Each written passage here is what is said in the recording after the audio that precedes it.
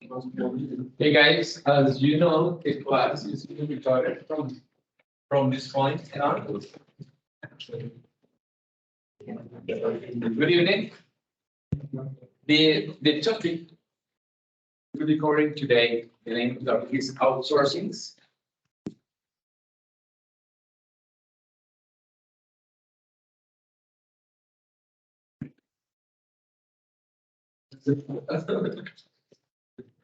Outsourcing and another topic that is really linked to this first one that is called biddings.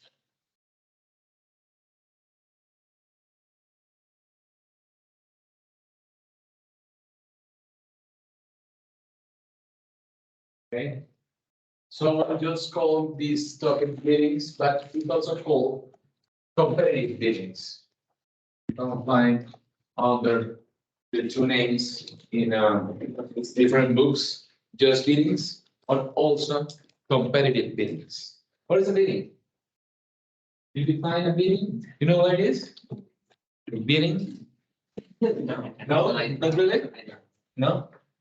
Competitive bidding.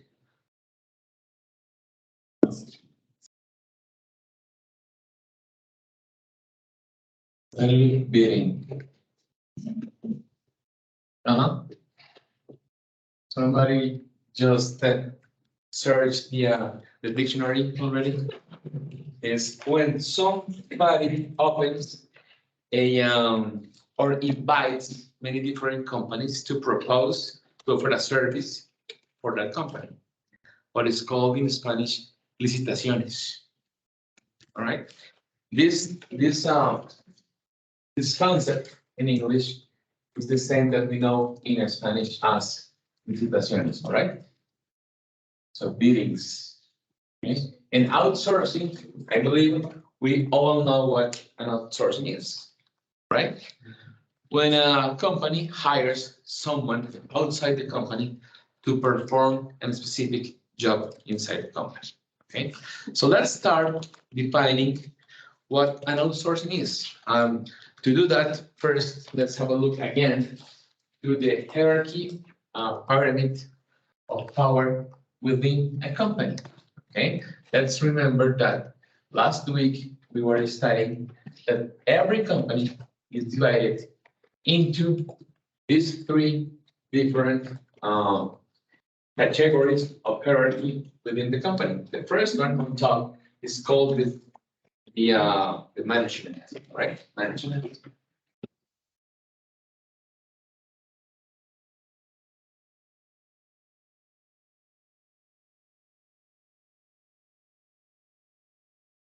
Okay. The second group of people within any company is called the empowered bosses. Remember? Empowered bosses.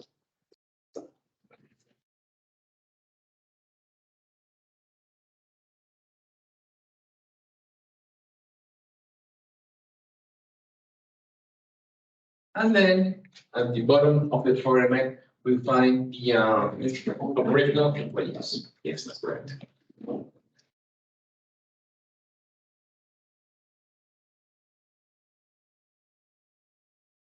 Operational employees.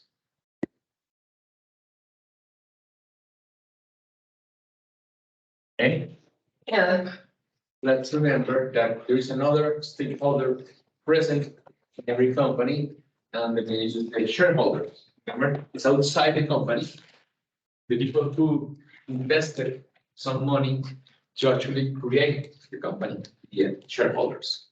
They are outside this hierarchy, but well, they are really important as well. The shareholders, the people who invested some money to create the company.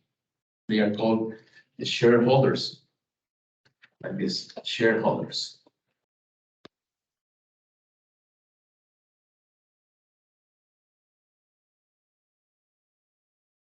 Okay. Like this, because they own the shares of the company.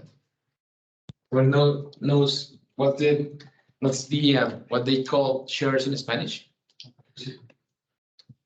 Okay, Shares, just shares. When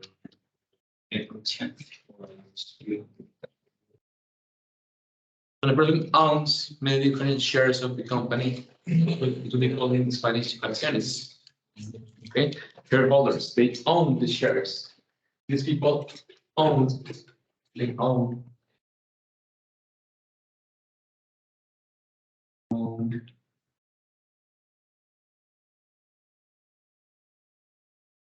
shares. They own the shares of the company.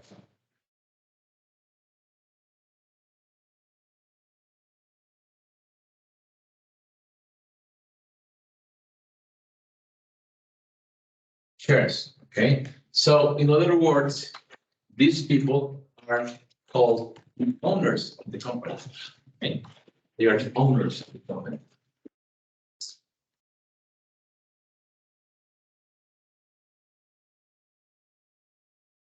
The owners.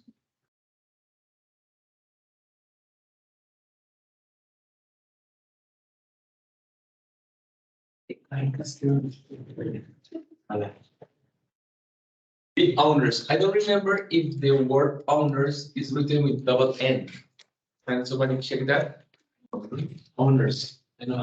I believe it's with double N, two N's. Is correct in this? Okay. The owners of the company. Okay. And then inside the company, within that hierarchy we were talking about last week, we can find many different people inside any of the areas we just mentioned. You can find many different managers here. Managers. We can find many different empowered bosses as well. Okay.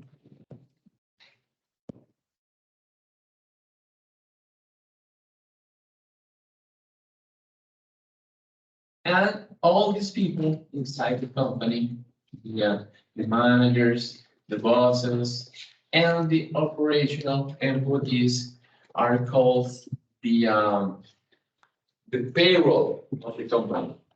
Okay. All these people, they're called, they receive a name that is the payroll of the company.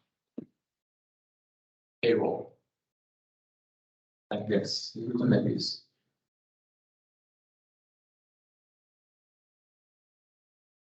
Payroll. Somebody knows what payroll in Spanish, or is Sept payroll in Spanish? No? The concept is the same. I mean, in Spanish, could be understood as la nómina. Okay? The payroll of the company is la nómina in Spanish. All right? All these people belong to the payroll. Okay? The payroll is all the employees that actually they have something with the company that is called an employee contract. Okay, all these people holds or has with the company an employee contract. E contract.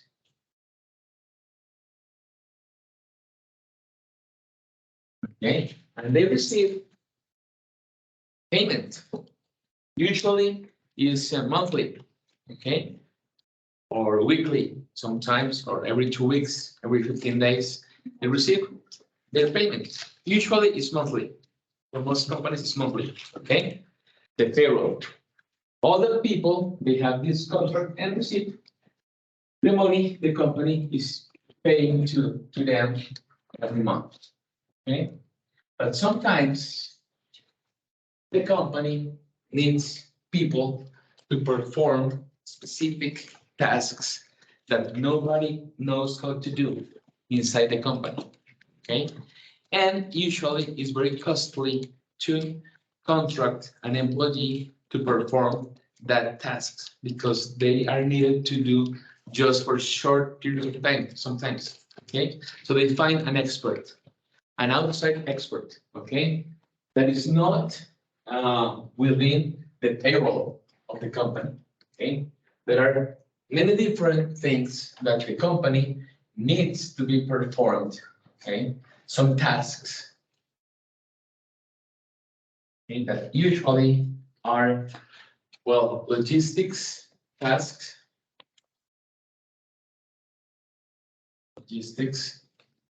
like transportations and warehouses and all that stuff that belongs to logistics. Sometimes the company, they don't have a person or a group of people capable of performing those tasks, okay? Like drivers or people that manages the warehouses. So logistics usually is a task that is contracted outside of the company, okay? Logistics. Another example of outsourcing could be the advertising, okay? Advertising.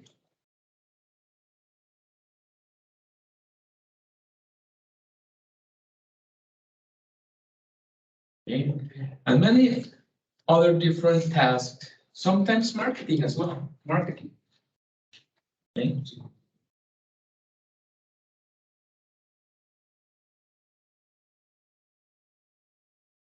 Okay.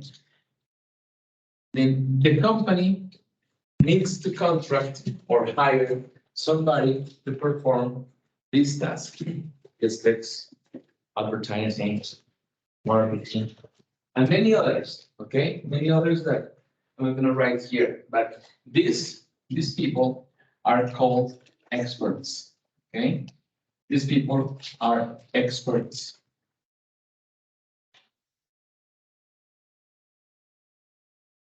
Okay? Doing something, okay? Could be driving a truck, could be making a campaign, okay? Like you guys are going to do once you're graduated from your career, okay?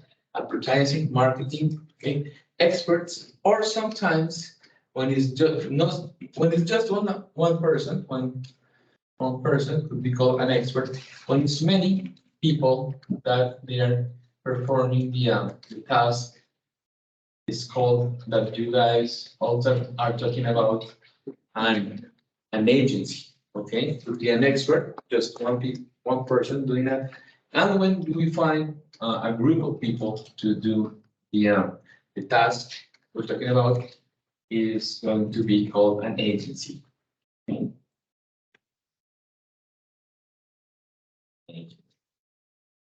An expert or an agency, but these people, they are not going to become employees of the company. Okay, they're going to become contractors. Is the name for those? Okay, contractors, contratistas, right? Contractors.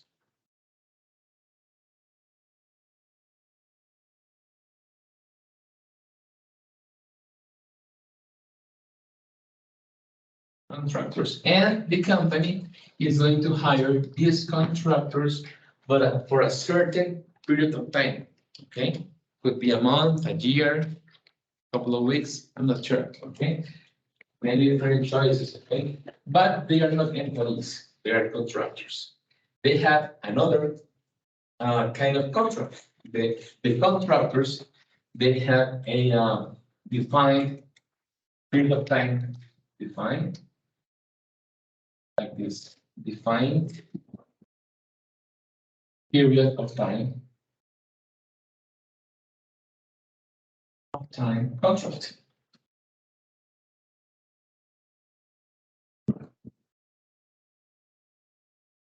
It could be, like I said, month, a year, 6 months. Okay, is that clear?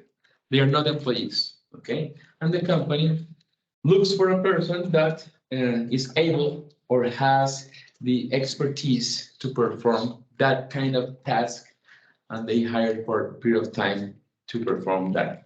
Those are the contractors, and actually the whole business the company is doing with that person or that agency is called an outsourcing. Okay, the whole thing that I just explained here is the mechanism that a company uses to hire an outsourcing. Okay.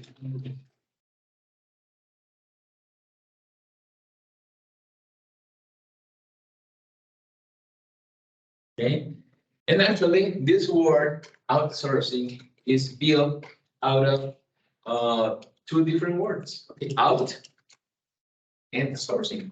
Okay, out, that means outside the company, and sourcing comes from the word source.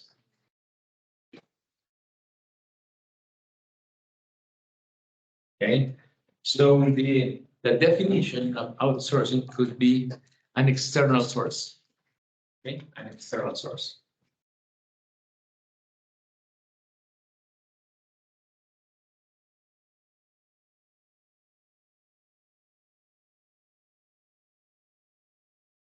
An external source. Okay, and of course, all the time talking about people, right? And human source, and it's an external human source, be a person or a group. That is an outsource. Okay. Stop here, everybody. Okay. So let me show what I just published this morning on your Moodle page of the subject, so we can analyze a couple of different charts that I just published this morning, like I said.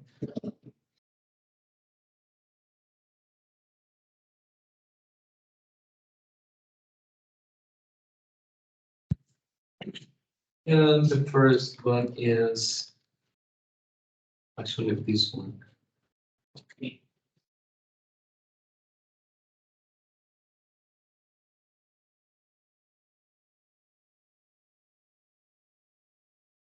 Do you guys see the letters, or do you need to put it bigger?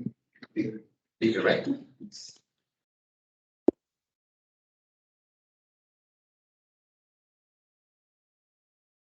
Okay, so this chart that you guys already have on your Moodle page for the subject, this chart shows us the 6 reasons to choose to do an outsourcing. Okay, the first reason, like you can, as you can see here, is that you reduce costs.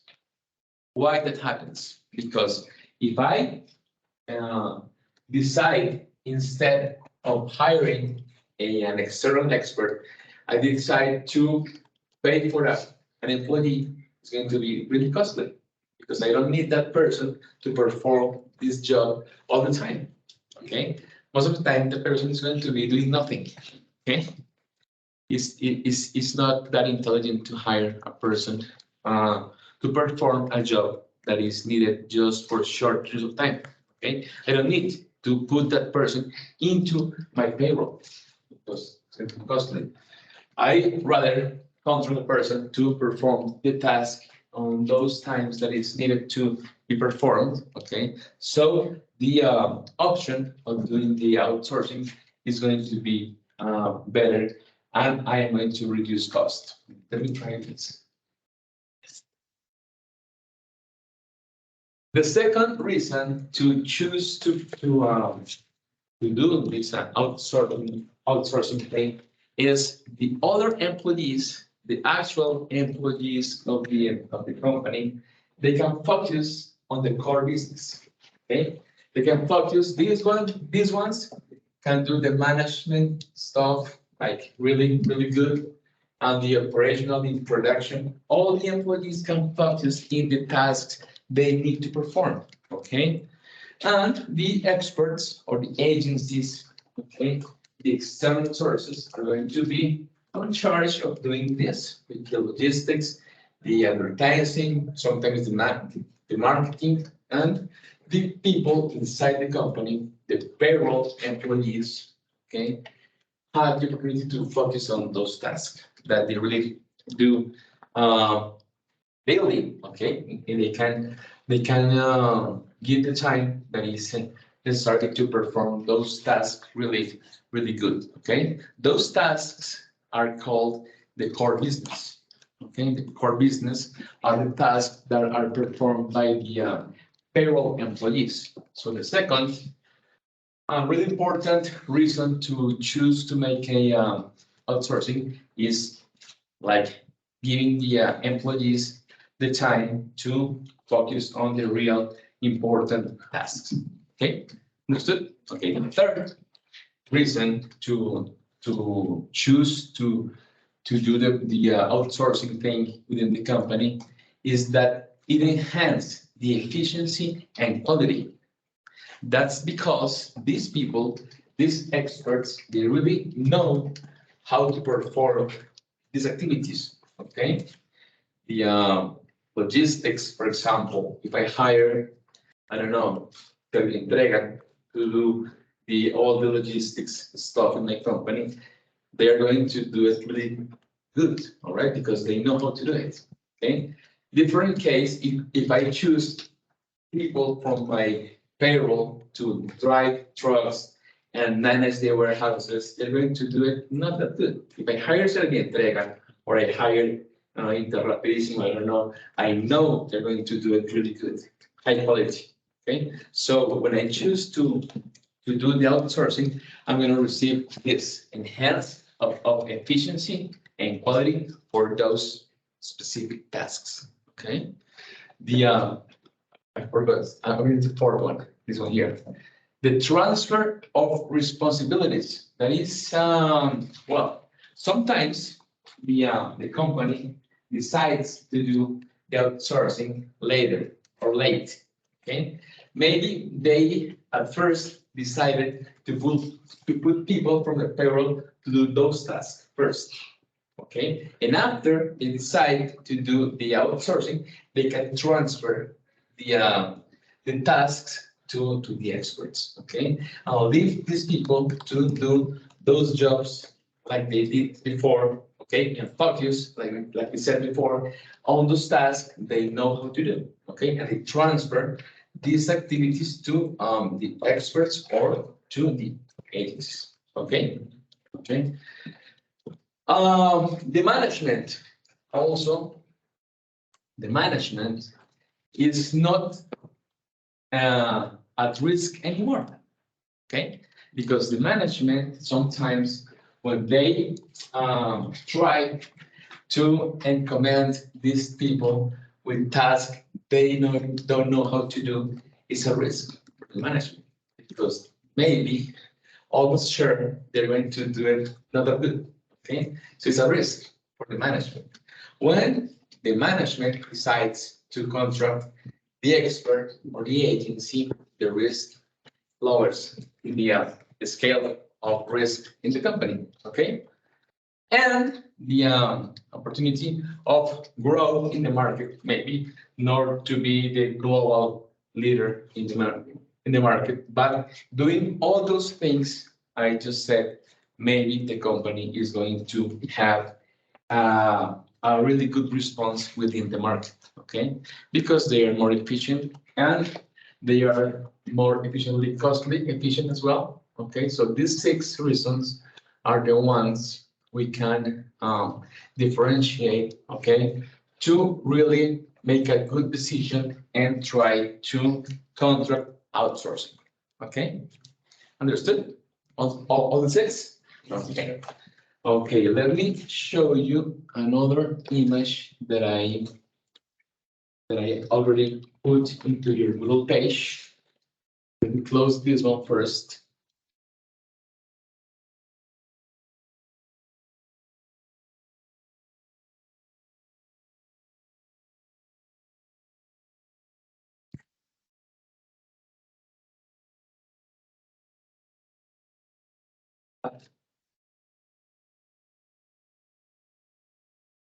And this one is more focused into the process of outsourcing, okay?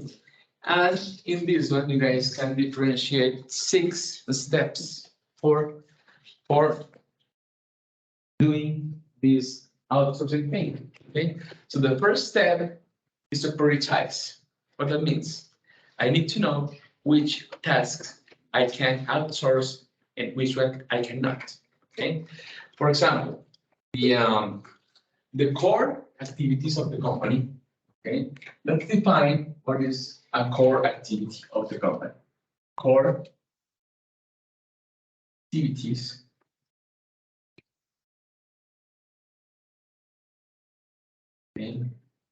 that are also called the core business of the company, or activities or core business.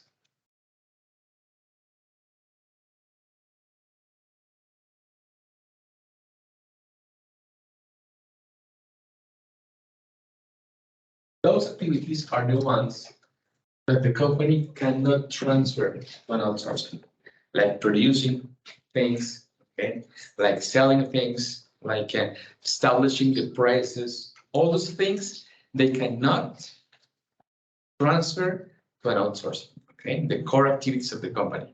Okay, there are other activities or tasks that could be transferred, like we said before, logistics, advertising, marketing, and well, many others they can do. Okay, so this first step that is called prioritize is to find which ones can I transfer and which one I cannot transfer.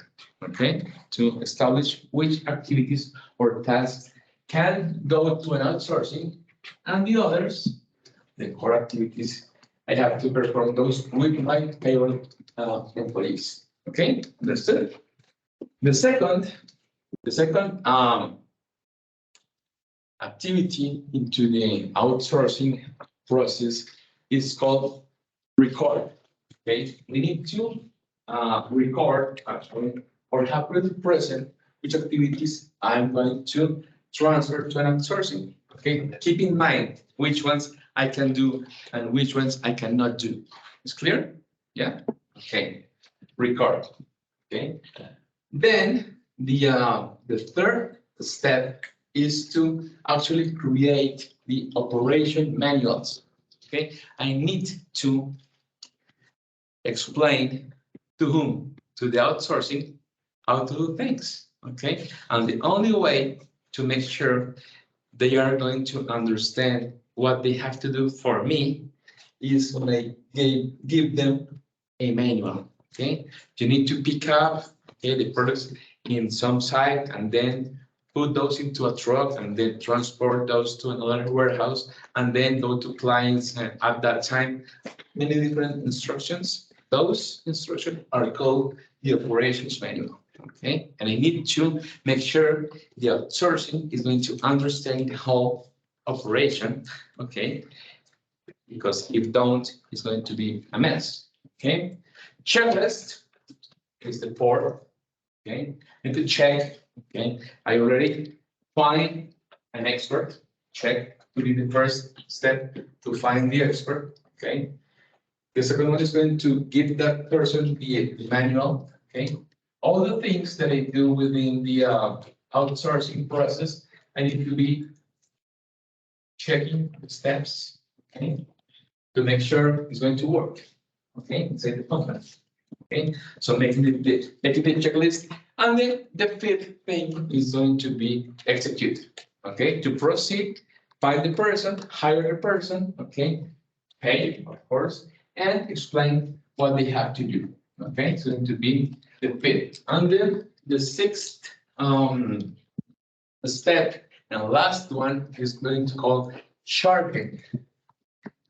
Somebody knows what's the meaning of sharpen? Something sharp is like a knife is sharp, okay? Como afilado, sharp. Then after all those things happen, I need to know that the operation is going to be sharp. Okay, the meaning is more like a metaphor. Okay, I need to make sure like when you sharpen a knife, you know that the knife is going to cut everything nicely. Okay, you need to sharpen the outsourcing to make sure it's going to work better every time they do it. Okay, that's the meaning of sharpen. It's like a metaphor. Did you guys get it? It's clear or not? Not too much? No? Sharpen is like make sure the outsourcing is going to work better every time that they do the task they have to do. Okay? Is maybe you can say every time they do it, they become more sharp in doing it, okay? En realidad sería que se haga más eficiente, es como más cortante. ¿No? Okay. Those are the 6 steps we're going to take into account to perform the outsourcing process. 6 steps. And now we need to introduce the second concept, because every time a company decides, or not every time, usually when a company decides to do this outsourcing thing, they need to find a company or a person to actually do the task, okay? And it's usual that the company opens something that is called the bidding, okay? Like we said, the bidding in Spanish is licitación, okay? They open a bidding, okay?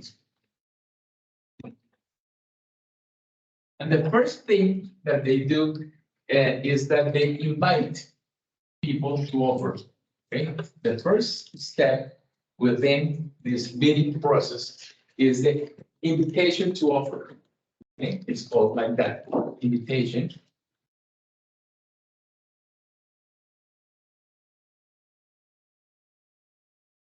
To offer.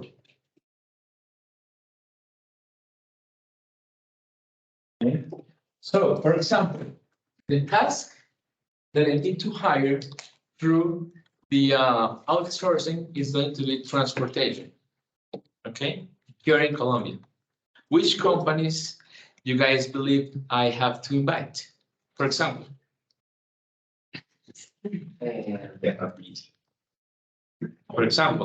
which other? Entrega, DHL, DHL. FedEx, Via, many different. Okay, so if my company is opening a bidding about transportation, let's write it. Bidding about transportation.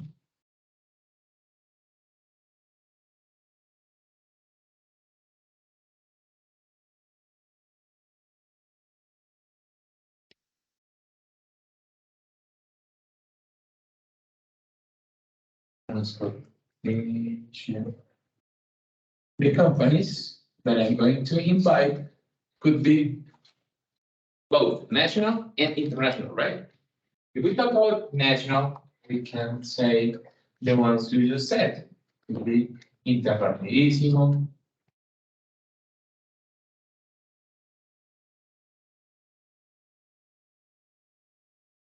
Envía, Servientrega,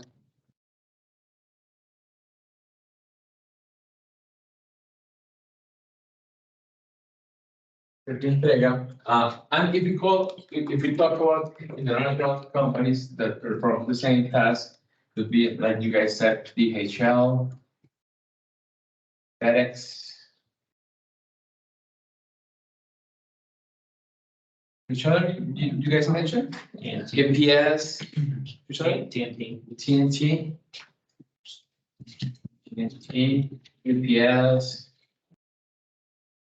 Many different companies, okay? But the important thing to understand is that I'm opening, okay, a invitation to offer to all these companies, okay? And the way I do it is I actually send an email. Usually, right now, the way they invite is through email. It's pretty usual.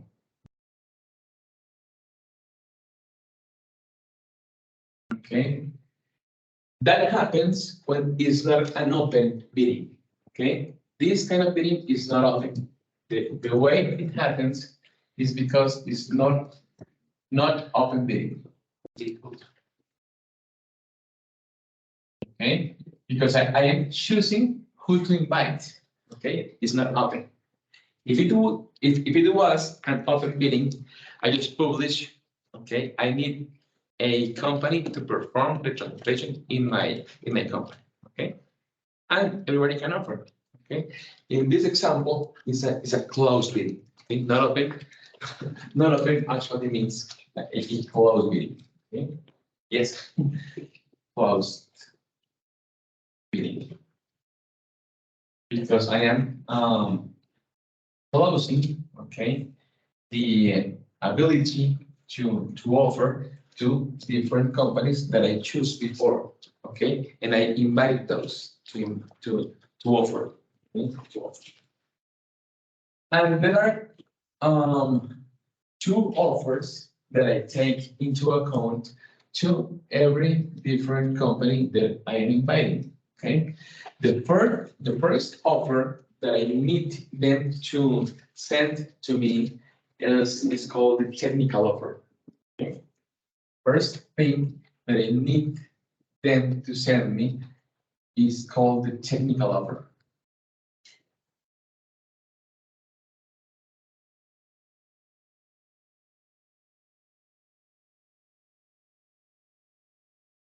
Because I need to make sure they are capable, okay, to perform the task the way I need it to be performed, okay? The technical offer. And in that technical offer, they're going to show me their technical capabilities, okay? Their technical capabilities.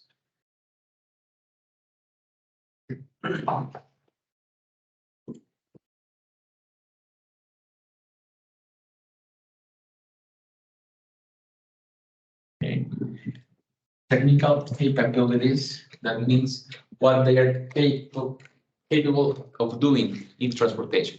How many vehicles they have, how many drivers they have, how often they can send vehicles to pick up materials, everything, technical, okay? I'm going to decide which one is better based on the task I need to be performed, okay? I can receive those proposals or those offers from many different companies, and after that I decide, okay? It is usual that before they send the actual proposal or offer, I open a space in which they can come to my offices and I respond the questions they have, okay? It is usual that one person from every company, okay, they go to my offices and I open a space for, I don't know, maybe 2 hours or more, talking to them, and I respond or I answer every questions that they have after they actually write the technical offer, okay? So they know how they can do it, okay?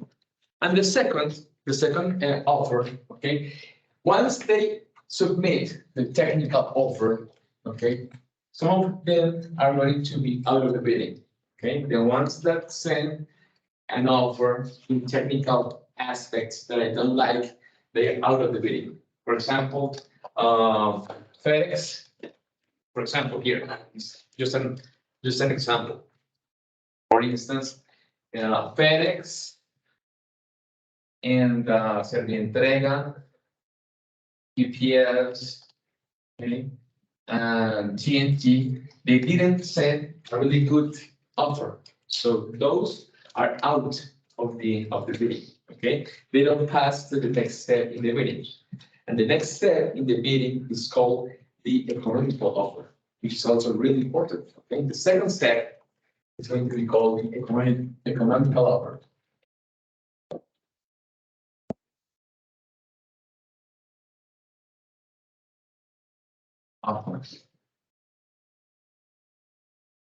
Okay? And just the companies that pass the technical issues that I'm looking for are going to pass to offer in the economical offer. Okay, the second step of the bidding. Okay, and it is also usual that the company that is opening the bidding also gives that space to them to ask again. But now I'm talking about economical concepts or issues, okay? I again, well, I have to let these ones know that they are out, okay? I send an email or a call.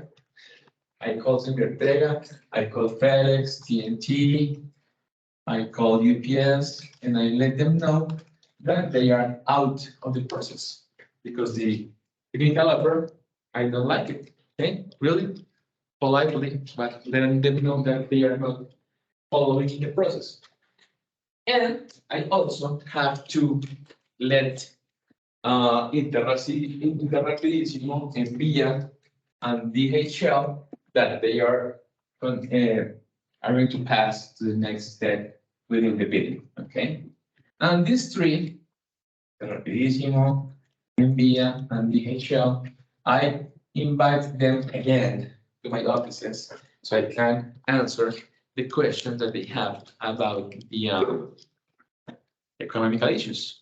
Okay, and I just answered. Okay, at the very beginning, I forgot to say that I need to send all the bidders. These ones are called the bidders. Okay, because it's called the bidding, so these ones are called the bidders. At the very beginning of the bidding, I send all the bidders something called the terms of the bidding, the terms. Okay, it's a document that I send to all the companies explaining what I need. Okay, it's called the terms of the bidding. Okay, terms. Terms of the bidding.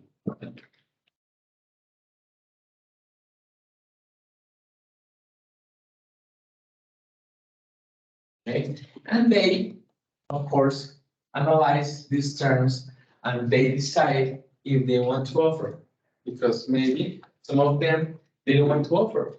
Okay, for example, at the beginning, maybe en vía se entrega, they say, thank you very much, I'm not interested, I don't want to offer. It's usual as well. Okay, then, but if they enter into the process, they first send the technical offer and then the economical offer. Okay, after I analyze the best economical offer, I need to choose one. Okay, and it's going to be the one performing the outsourcing. Okay, the winner, for example, let's say after the economical offer, NVIDIA is out after the economical offer. Okay, and DHL is out as well. Okay, so the winner is Interrapidísimo. Interrapidísimo is going to become my outsourcing for transportation. Okay, that's the definition. Interrapidísimo is going to become my outsourcing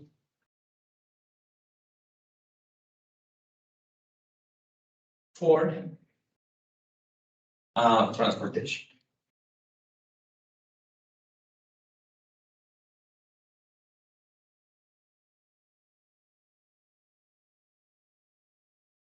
Okay.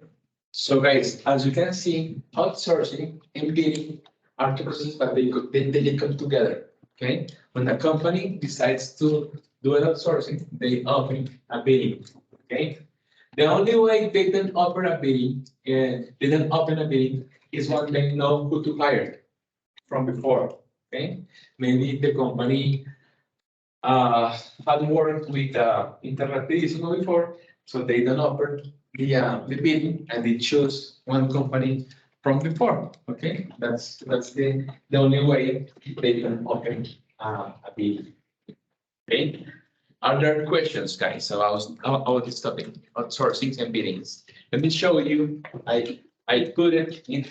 I put into your Google page another chart. Let me show you.